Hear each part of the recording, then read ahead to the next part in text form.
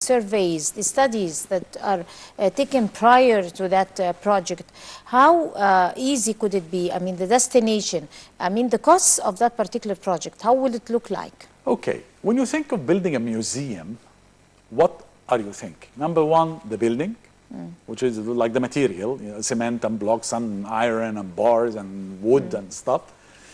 Two, the people who are working. That's a cost as well. After it's open, you are going to put air conditioning, blah, blah. And then the security, which is the most crucial part, from my point of view, in any museum, is the security, especially nowadays. All of these, this is costly. This is going to be a cost stuff. This is going to, you are going to pay. The government is going to pay for that. But not in my project. Because Ham Yunu's statue is 155 centimeters high. 1 meter, 55 centimeters high. So the height of the museum itself and the chamber, which will allow, let us say, every 30 to 40 people to exist inside the building at a time. You're going to tell me, this is going to be late. People outside will be that bored. This was going to be my question.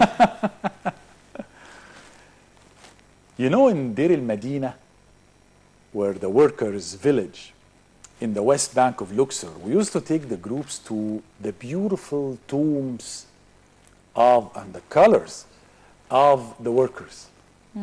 And for the tourists and for ourselves, that was interesting. Why? Because you're always dealing with the king. You're always the valley of the king. The king is meeting Osiris. The king is giving offerings to Isis. So there is a time, let's talk on the ground of reality. There is a time that the person who's receiving all of this can, I'm saying can, if he was not all into Egyptology, can get a little bit, okay, another king meeting another deity, giving him offerings. And then all of a sudden, you introduce to them the worker's life.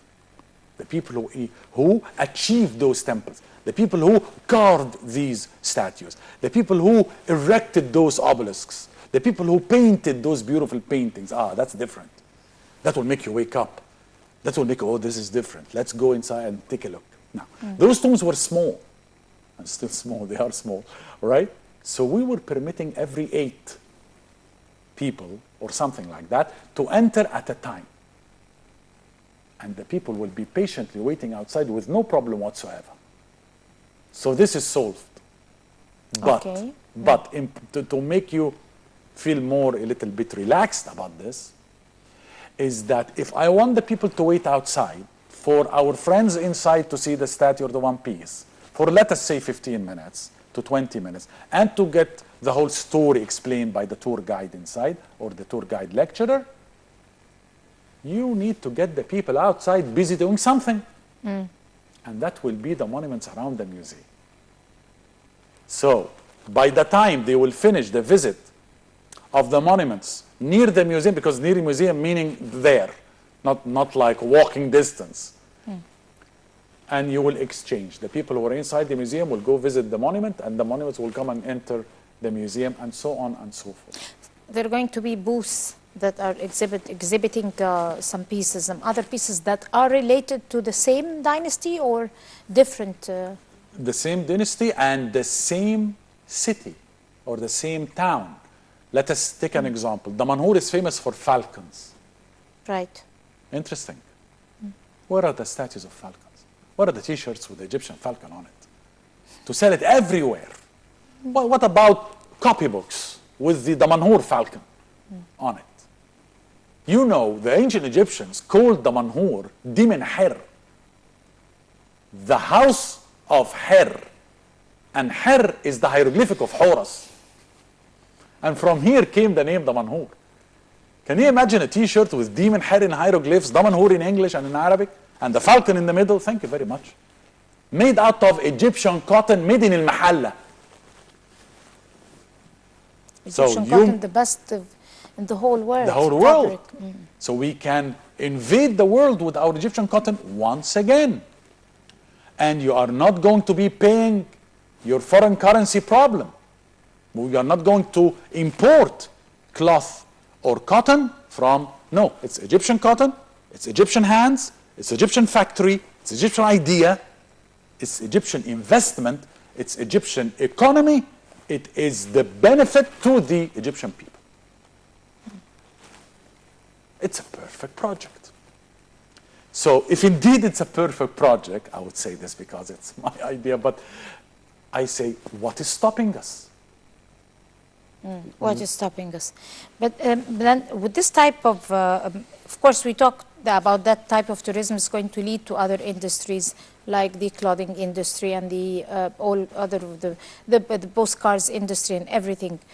How will this project influence the community around the project? I mean, I was going to ask you, or I was going to, of course, we cannot talk about that type of project without even the reservations about the pollution, the manners around, I mean, the manners of the people, they should be, I mean, studied well, because lots of other nationalities are coming over, and the image of the whole governorate and everything.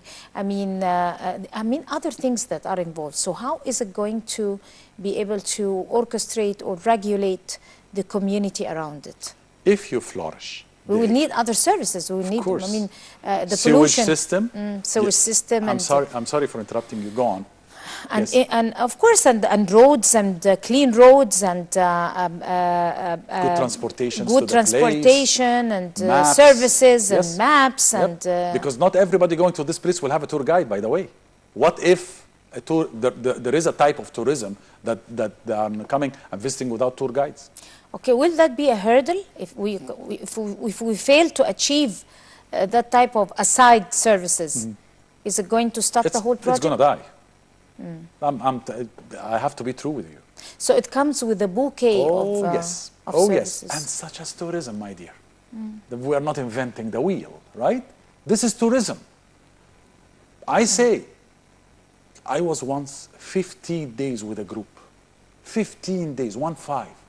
We saw Egypt like we saw Egypt. 10 nights, Asyut, Sohaj, places, beautiful. Or even the 6 days tour, or even the 8 days tour, or whatever. And in the last final visit at a place I'm not going to mention, very famous monumental place in our country. And a lady in the group was hassled by a kid, I don't know what a camel guy, I don't know what. That's some years ago, many years ago. Of course, I said to myself, here goes the 15 days effort. Here goes the 15 days. It's gonna ruin This the whole is going 2 to weeks. stick in her memory. So, indeed, your question is crucial, not even important. So you need surveillance by authorities also Here you to go. monitor if they are not First of being all, yes, educating, you were mentioning the Awareness. community around. Educating awareness in the villages and the places, how to deal with tourism. And that's why here brings back my proposition some years ago. We have to have a subject in our schools starting from 6 years of age called tourism. But I think we as a nation by nature, we're very friendly, and we know how, I mean, we are already friendly with, I mean, other nationalities, and I mean, we can compete worldwide. Sure. You The know only people who can compare to us are Italian people. You know the problem with this is one case. Could ruin One the whole case. thing. So the rotten apple. There is But a there are problem rotten with some apples every- places, there just are- like everywhere There else are in the rotten apples world. everywhere. Huh? But I love my country, and I don't want any rotten apples in my country. So, one, I'm going to teach the students what is tourism. Why this tourist, you should leave him alone enjoying what he's enjoying, and then later on, if he comes to you or you come to him, good morning, sir, and because they like that as well. They like this communication between her or him and the child who's asking him, where are you from, practicing his English. They like that. But it should be regulated, as you mentioned. So I cannot be in some historical place educating people and lecturing people and guiding people, and there are some stuff happening which is attracting the attention somewhere else, or somebody is hassling or this or that. I'm not saying this is happening, but I'm saying we need to teach them that if that happens, they are not going to come anymore. And if they are not going to come anymore, the economy of your village is good. So respect, also from the religious point of view, by the way. So I get the religious people to talk to them about how to treat the other in Islam, how to treat the other in Christianity. So it's like a whole educational awareness project through school and through mosque and through church. And by this, people will be welcomed in the most neat way. Sewage system, you have to have clean restrooms. Of course. You have Even to here, have the clean pyramids, restrooms. the core of tourism itself. Right? So yes, everybody should sit together. We should build bridges between And it's a very ministers. simple idea. It's a very simple idea. And not costly at all. Let us talk about other experiences or role models that are not supposedly to be a copy of that, but a similar one.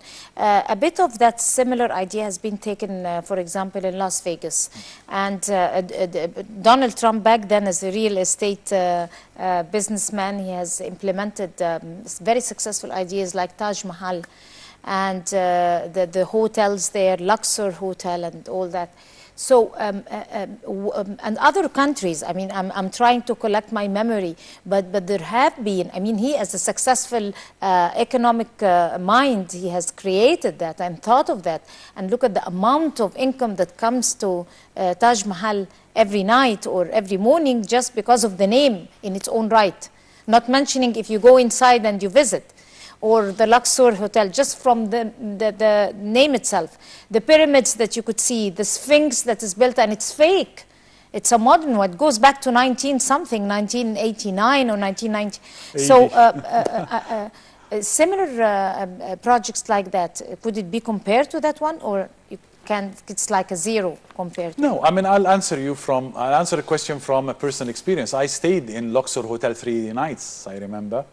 And one of the questions that we asked the people there, they were talking about $400 million, the whole project. So the question, of course, how are you going to get this money back?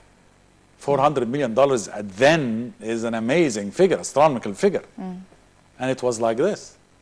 The answer was like this, 2 years. I'm not here discussing how are you going to get the benefit, because of course he's going to get the benefit from things that we disagree with. Like gambling. We disagree with gambling. And I'm totally against gambling, and I'm totally against gamblers, and because I'm a Muslim and Islam refuses this, right? So I'm not talking about this, but I'm talking about the idea of building a pyramid in the desert. I mean, Las Vegas was a desert. Las Vegas is in Nevada, and Nevada is a desert, is a sheer desert. And the amount of heat, and I'm Egyptian, and I like summer, I'm a summer guy. So when I come and tell you the humidity and the heat that I experienced in Las Vegas is amazing. You can build it on a coast. Exactly. Over the beach. See it doesn't have to be gambling. See how, that's exactly what I'm talking about. On a resort area. My dear, if it was only restaurants with an idea like this, you will get your money. You'll get your money back. But see how they did it. See how they built it. The pyramid, the obelisks. I went around the hotel going here and there, trying to fetch for one hieroglyphic mistake. And I remember somebody came out of the shop talking about shops and talking about the economy and the sales. And he goes, would you like to write your name in hieroglyphs, sir? He's trying to convince me. He's selling me the idea of me having a mug or something with the name written on it. He doesn't know you're Egyptian. I'm looking at him and I said, would you like to write your name in hieroglyphs? So my reply, oh, he's Egyptian. So obelisks, the room that I stayed in, look at this. How did they know? Did they look into my passport and they knew I'm from Alexandria? And on the cupboard and on the bed, the cartouche with the hieroglyphic symbols of Alexander the Great. In my room. This is tourism. This touch that I remember Surveys since years. And studies. It's not like, oh, another client. It's not like that. And it was inexpensive. My sponsor, because I was there giving lectures, My sponsor told me about the payment of the night, and it was cheap. So here is another proposition. Do not make the ticket for the one-piece museum an expensive ticket. It's going to be in foreign currency, so it's going to bring an income anyway. Unfortunately, we ran out of time. As usual, when you come over as our guest, you know, time passed so quickly. It has been such a valuable an hour or so to talk with you. Thank you. Dr. Shammaa, of course, historian, Egyptologist. Thank you very much for coming over. Thank you for having me. And I guess this brings us to the end of this edition of Winston Current Affairs. And many thanks to all of you who joined us. Please do join us again next week. Until then, that's a good